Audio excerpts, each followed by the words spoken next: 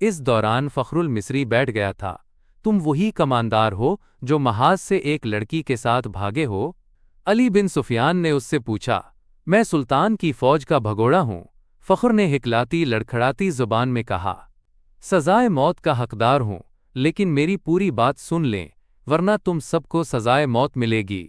علی بن سفیان اس کے لب و لہجے سے سمجھ گیا کہ یہ شخص نشے میں ہے یا نشے کی طلب نے اس کا یہ حال کر رکھا ہے۔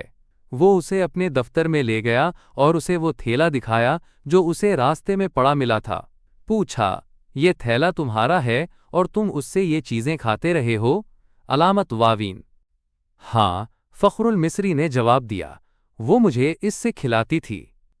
اس کے سامنے وہ تھیلا بھی پڑا تھا جو تھیلے کے اندر سے نکلا تھا۔ علی نے اس میں سے چیزیں نکال کر سامنے رکھ لی تھیں۔ فخر نے یہ چیزیں دیکھیں تو جھپٹ کر مٹھائی کی قسم کا ایک ٹکڑا اٹھا لیا۔ علی نے جھپٹ کر اس کے ہاتھ پر اپنا ہاتھ رکھ دیا۔ فخر نے بے تابی سے کہا، خدا کے لیے مجھے یہ کھانے دو، میری جان اور روح اسی میں ہے۔ مگر علی نے اس سے وہ ٹکڑا چھین لیا اور اسے کہا، مجھے ساری واردات سناؤ، پھر یہ ساری چیزیں اٹھا لینا۔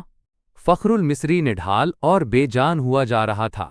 علی بن سفیان نے اسے ایک سفوف کھلا دیا جو حشیش کا توڑ تھا۔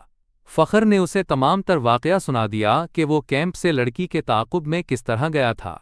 تاجروں نے اسے قہوہ پلایا تھا جس کے اثر سے وہ کسی اور ہی دنیا میں جا پہنچا تھا۔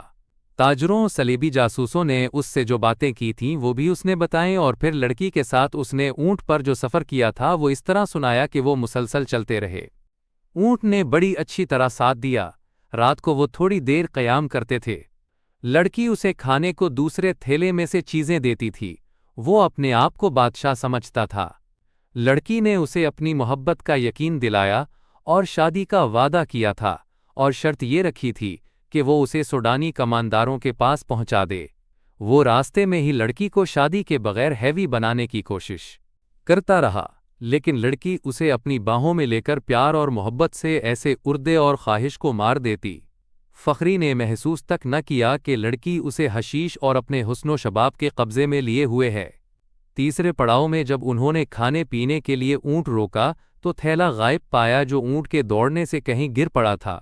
لڑکی نے اسے کہا کہ واپس چل کر تھیلا ڈھونڈ لیتے ہیں، لیکن فخر المصری نے کہا کہ وہ بھگوڑا فوجی ہے، خدشہ ہے کہ اس کا تعاقب ہو رہا ہوگا۔